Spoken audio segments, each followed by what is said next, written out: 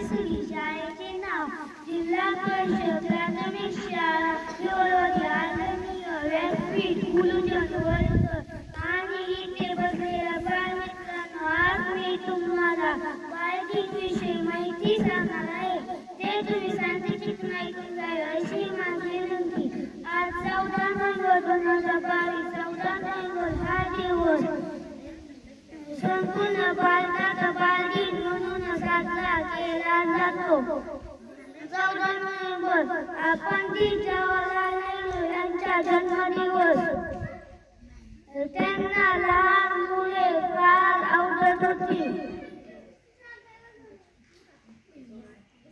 म्हणून मी म्हणतो, मुले आहे भविष्यमान देशाचे सांभाळूया, त्यांना प्रेमाने बालगीत करूया, त्याला आनंदाने